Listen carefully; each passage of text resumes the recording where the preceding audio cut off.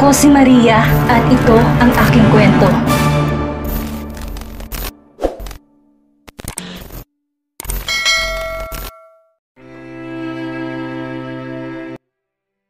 Napatingin si Alicia sa paligid at lahat sila ay nakatingin sa kanya. Ngunit wala siyang pakialam. Kailangan niyang malaman kung bakit at kung saan siya naroroon. Sumagot ka sa akin please. Bakit niyo ginawa yon? At nasaan ang bag ko? Nang marinig ng nasa paligid ang sinabi ni Alicia, ay doon na nagsimulang bulungan ng mga to. O bulong nga bang matatawag yon kung rinig din naman niya? Narinig niyo ba? Kung ganon isa siya sa ibebenta sa auction. Oo nga. Sayang ang ganda pa naman niya at siguradong galing sa mayamang pamilya. Napakunot ang noo ni Alicia sa narinig at walang maintindihan doon kahit isa. Naputo lang ang pag-iisip niya nang biglang nagsalita ang lalaki. Kung gusto niyo pong malaman ng totoo, sumama kayo sa akin. Pagkasabi naglakad na ito papunta sa isang sulok kung kaya kaagad na sumunod si Alicia. Marami pa siyang katanungan na gustong malaman kaya susulitin niya ang pagkakataon na yun. Ate, una po sa lahat, sorry sa ginawa namin. Sumusunod lang kami sa utos na nakakataas para may makain at matirahan kami araw-araw. Expected na ni Alicia ang bagay na yon. Sinong boss niyo? Saka bakit niya ako kinuha? Kayo, bakit kayo dito at sama-sama maging ang panlilimos niyo? Huwag mo sabihin sa akin na binibigay niyo sa kanilang pinanlilimusan niyo. Ate, hindi niyo kami masisisi. Kung hindi namin gagawin yun ay wala kaming matitirhan at wala kaming pagkain. Isang tanong nyo kung bakit ka po nandito ay siguradong ibebenta ka sa mga mayayaman o mas itinatawag nila na auction. O auction? Tumango sa kanyang bata. Sa ganong sitwasyon na hindi niya alam ang gagawin. Lalo pat nawawalang kanyang anak. Paano niya ito mahanap? Hindi lang si Sanya kundi maging ang dalawang anak pa niya. Ngunit paano nga ba kung walang ibang nakakaalam sa nangyari, maging ang mga kaibigan niya ay wala pang alam. Dalawa na silang hanapin ngayon. Paano ko makakatakas? Kailangan kong makauwi. Nawawala din ang anak ko at kailangan ko siyang hanapin. Mahihimigan mong pagmamakaawa sa boses ni Alicia. Nang mga sandaling yun, napangiti ng malungkot ang lalaking kaharap at nagsalita. Hindi po namin kayo matutulungan. Siguradong 3 days from now ay babalikan nila kayo dito at doon na magsisimula ang auction. Ibabalik niyo na po ba ako? Tanong ni Sanya kay Maximus habang nasa loob sila ng kotse. Nakilala na rin ni Sanya si Gian na kung tawagin ito ay Kuya Gian. Sa samandaling araw na magkasama sila ay naging close na rin ang mga to. Mabait ang mga kasama niya. Nung una ay akala niya masasama ang mga ito, hindi pala. Lalo nang palagi siyang bilhan ng mga to ng chocolate na siyang gustong-gusto niya. Sa tanang buhay niya, ay ngayon lang nagkaroon ng paboritong bata na hinahanap-hanap niya. Yes baby, may dala kong bag. Binilhan kita ng mga damit, pagkain, laruan at konting magagamit niyo sa inyo. Meron po bang chocolate? Excited na tanong ni Sanya na ikinatawa ni Maximus at tumango. Siyempre, makakalimutan ko ba naman ang paborito mo? Dahil doon, imbis na malungkot siya dahil iuwi na siya ng lalaki ay mas natuwa pa ito. Siguradong hinahanap na siya kaya nang makarating sila sa tinutuluyan nila Doktora Veralyn ay nauna pa siyang bumaba kay Maximus. Excited ha? Puna ni Maximus kay Sanya na ikinabungis-ngis lang nito. Tara na po sa loob. Ayan ng bata dito habang si Maximus ay kinukuha ang gamit niya. Okay, coming up. Hindi na sila kumatok gaya ng gusto ni Sanya para ma-surprise daw ang mga to. Ngunit maging dila ay na-surprise nang biglang lumabas ang mga to sa loob ng bahay. Nagkatitigan ng mga to at kapwa sa hindi inaasahang pagkakataon. Naroroon si Lorraine, Doktora Veralyn, ang magulang ni Lorraine at maging si Naomi. Kaya nang ilibot ni Sanya ang mga mata sa mga nasa harap ay doon siya nagulat nang makitang nakikilalang ina. Mama! Agad na tumakbo si Sanya kay Naomi at niyakap to ng mahigpit. Teka, paano nangyari na kasama mo? Takang tanong ni Doktora Veralyn habang nakaturo kay Maximus. Lalo pat kilalang kilala niya ito. Kilala mo siya, Doktora? Tanong ni Lorraine dito na ikinatango ng marahan ni Doktora Veralyn. Siya ang asawa ni Alicia. Asawa? I mean, ex-husband. Ex-husband? This time kasabay na ni Lorraine na magsalita ang mga magulang. How are you doing, everyone? I'm Maximus, Alicia's husband, and I'm here to bring back Sanya. Dahil rinig na ni Maximus na pinag-usapan siya ng mga to ay kaagad na siyang nagsalita. Paano napunta sa'yo si Sanya? I kidnap her. You kidnap her? Sabay-sabay na sabi ng mga to.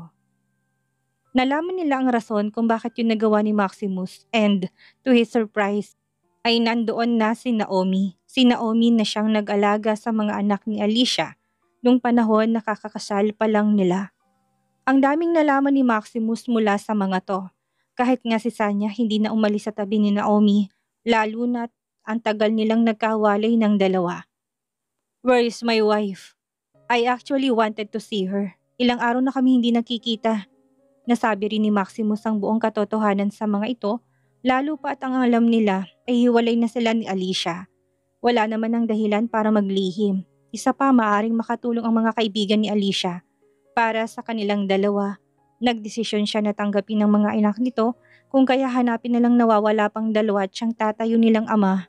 Maximus is so sure sa kanyang desisyon, not until nalaman niyang totoo. My wife is missing? Tila natulirong isip ni Maximus. Hindi niya alam kung paano nahantong sa ganun ang sitwasyon.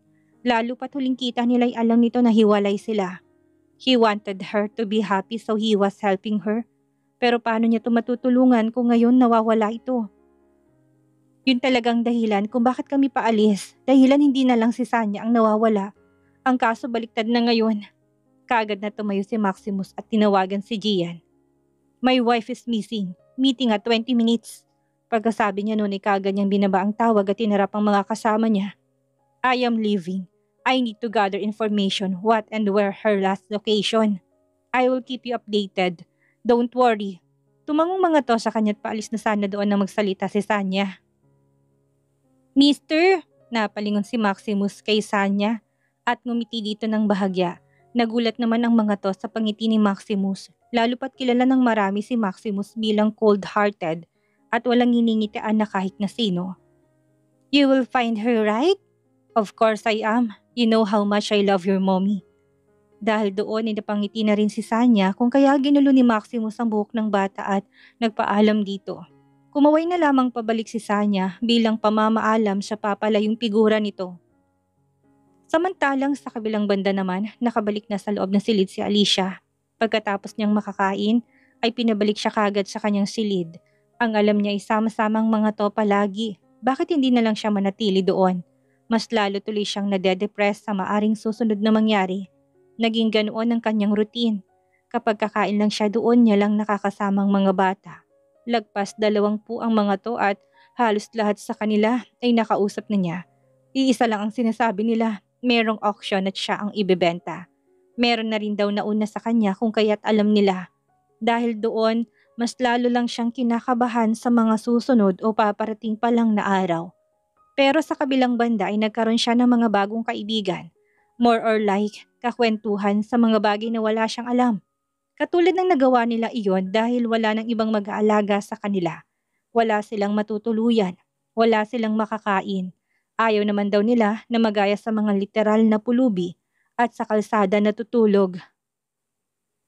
Kaya ang kapalit noon ay pagod nila at iligal na gawain.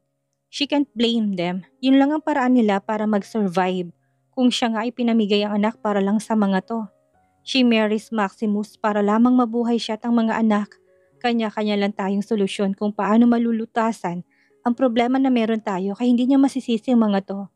Sa lahat ng batang naroroon, kanya-kanyang kwento, yet mayroong isang bata nag-shine sa mga batang naroroon. Minsan niya lang kumakausap ang bata, ngunit kakaiba ng hatid nun sa kanya. His name was Buboy. Buboy kung tawagin nila ngunit hindi niya tunay na pangalan. Tahimik lang ito ngunit nang makausap sila ay madaldal na bata. Kapag ngumingiti rin to sa kanilang kwentuhan ay napapangiti siya pabalik.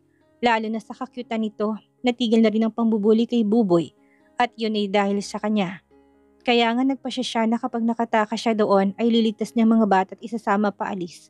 Sa pangit na mundong iyon, ngunit ang kagustuhan na yun ay naputol nang malamang aalis sila at sigurado siya nang pupuntahan nila ang auksyon na matagal nang sinasabi ng mga bata sa kanya.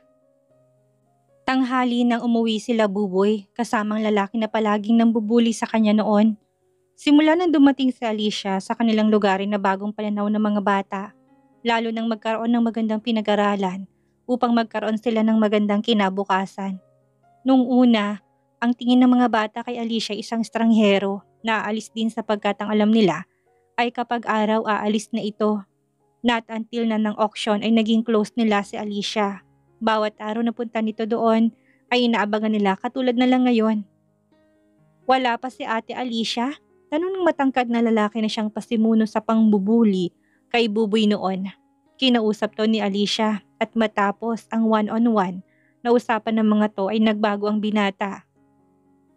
Tila nga naging anghel ito lalo pat inalagaan na nitong mas nakababata sa kanya. Wala pa rin. Hindi kaya ito na ang araw, kuya? Natahimik sila sa tanong ng isang bata. Alam nila na darating ang araw na iyon pero hindi ganun kabilis. Lalo pat ayaw na nilang mawala to ngayon. Hindi ako papayag. Biglang nagsalita si Buboy ng pasigaw. Siya ang pinakambata sa kanilang lahat at pinakantahimik na rin. Kaya nagagawa siyang mabuli dahil doon. Since may kanya-kanya silang buhay noon ay wala siyang pakialam kay Buboy. But knowing him now, hindi mo maiisip na siya ang pinakabata sa kanila.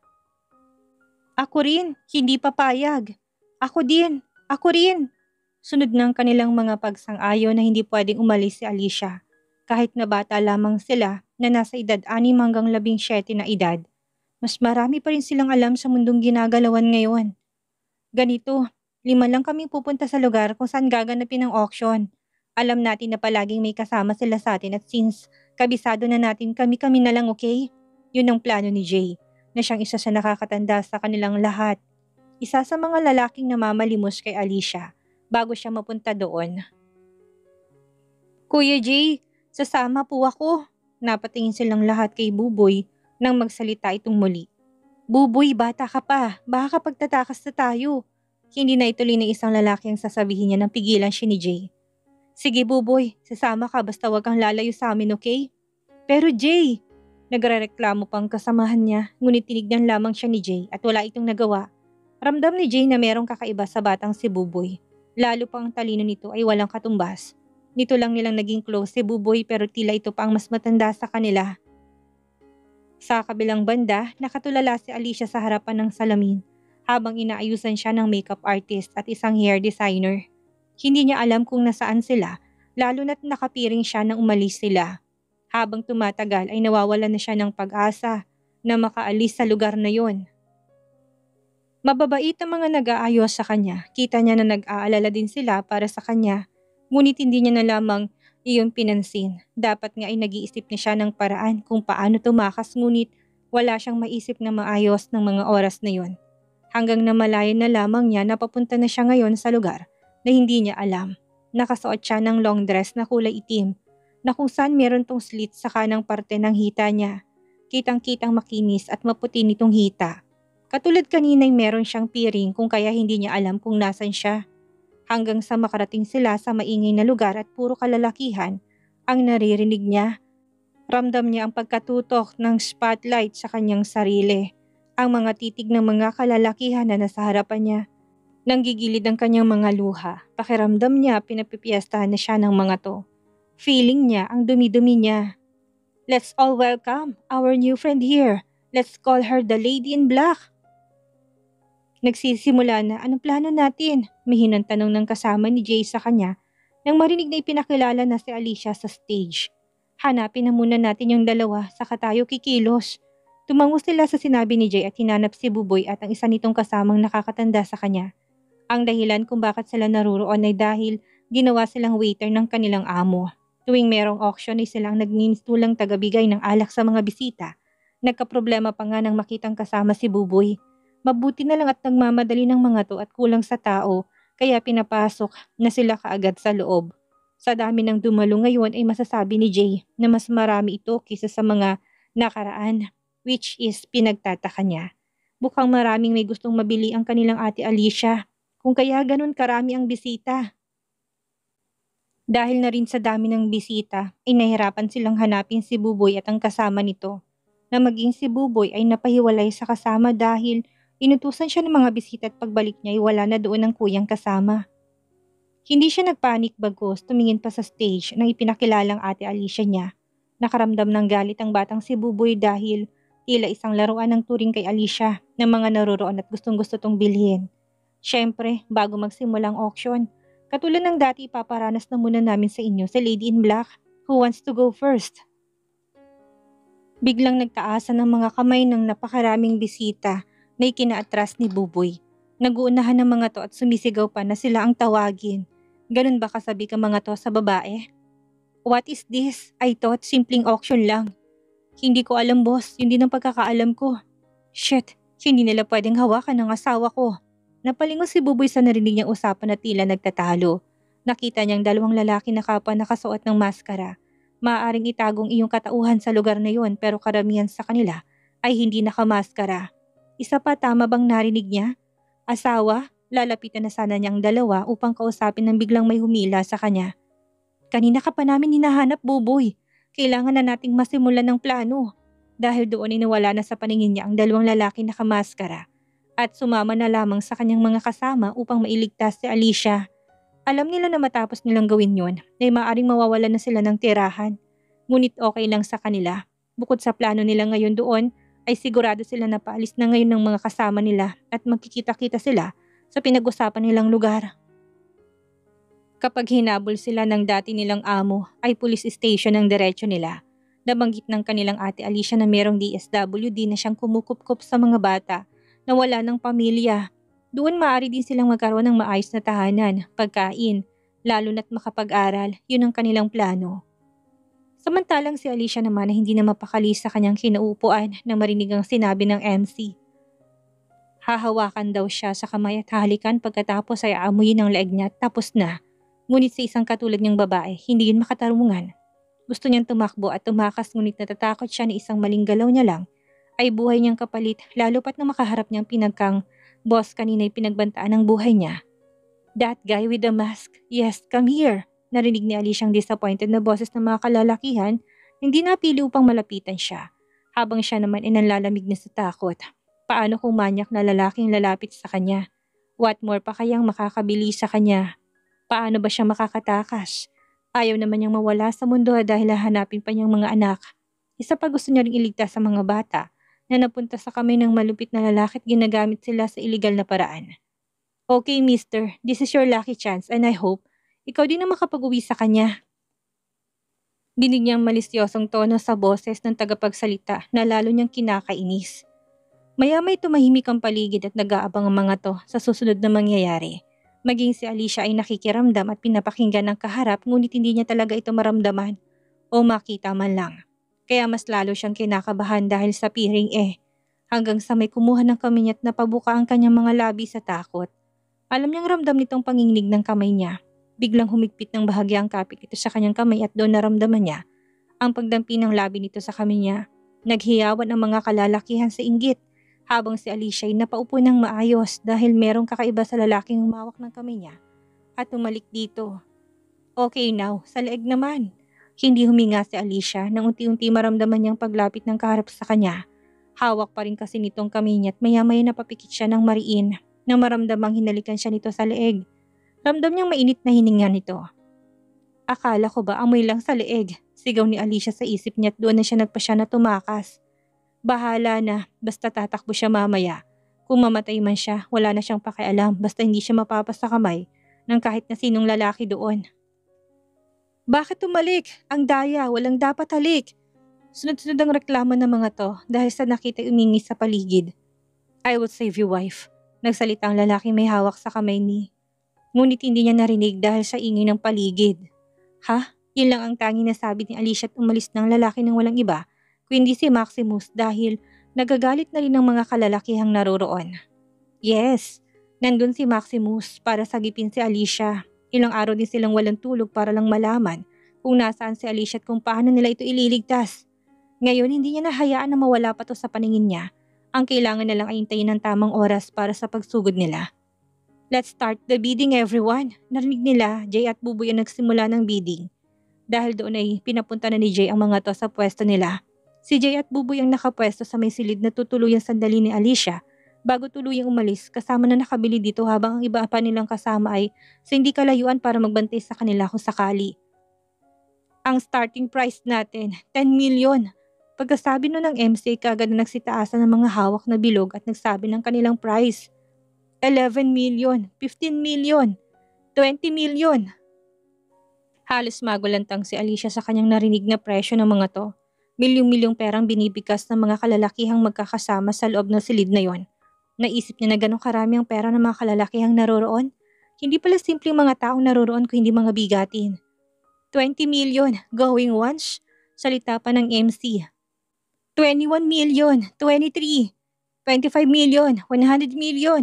Napatigin ang lahat sa nagsalita ng 100 million. At kita nilang isang matipunong lalaki nakangisi at nakatingin sa stage. 100 million for that lady. Nanlamig ang kamay ni Alicia na makilalang boss ngayon. Hindi siya maaring magkamali. Si Francis yon, ang ex niya. Paano napunta doon ang kanyang ex? At higit sa lahat, nagpupunta pala sa ganong lugar si Francis. Then naalala niyang kanilang past. Ang kakayanan nitong maipakulong ang ama. Talagang hindi malabo na nakapunta to sa ganong lugar. Wow, 100 million. Going once. Muling nagsalita ang MC at natahimik ang paligid. Sino ba naman ang gagastos ng lagpas 100M sa isang babae? Maaari ka nang bumili ng ilang bahay at lupa doon. Sa gitna ng katahimikan ng mga to ay merong nagsalita. 150 million. Malamig at seryosong salitang narinig ng mga kalalakihang naroroon. Nagsimula na ring mag-ingay ang mga kalalakihang napuno ng disappointment dahil hindi na nila kayang tapatan ang napakataas na bet na yon. Ngunit si Francis ay mas lalo lang nainis na merong kumakalaban sa kanya. 160 million, taas noong sigaw niya. Ang akala ng lahat ito ng mananalo, ngunit muling nagsalitang isang lalaki. 200 million. Ngayon, kumpirmado ni Alicia na ang sawang huling narinig. Paano napunta doon si Maximus? Hinahanap ba siya nito? Sa isipin yun ay naiiyak na siya. Gusto niyang yakapin ang dating asawa at umiyak sa bisig nito, lalo na takot siya. Akala hindi na siya makakaligtas pa doon, ngunit maari na ngayon. 250 million, ngunit nandyan pa ang ex niya. Hindi ito magpapatalo sa kanyang dating asawa. Alam na nakilala siya nito kaya nga nakipagpaligsahan to kay Maximus. Muli nagpatuloy ang bidding nila hanggang humantong si Francis sa halagang hindi inaasahan ng lahat. 900 million, ako nang panalo. Tumawa pa ng malakas si Francis at nagpalakpakan ng mga tao. Wow, for the first time in history, nagkaroon tayo ng record na 900 million. Nagalit si Maximus dahil doon, kayang-kaya niya pang tapatan ng 900M pero pinigilan siya ni Gian. Plan B tayo, boss. Dadalhin pa naman ang asawa mo sa isang silid at doon natin siya kukunin. Naniniwala naman si Maximus sa sinabi ni Gian at tinayaan na lang na manalo sa bidding. Nang lingunin nila ay nakangisi ng mga tao sa kanila, tila ng asar dahil natalo sila sa labanan. Si Alicia naman ay hindi makapaniwala na ang ex ang nakabili sa kanya. Nawala siya sarili hanggang sa makarating siya sa silid. Hindi nga malamang niya yun napansin na nakaupo na pala siya sa harap ng salamin at tulala.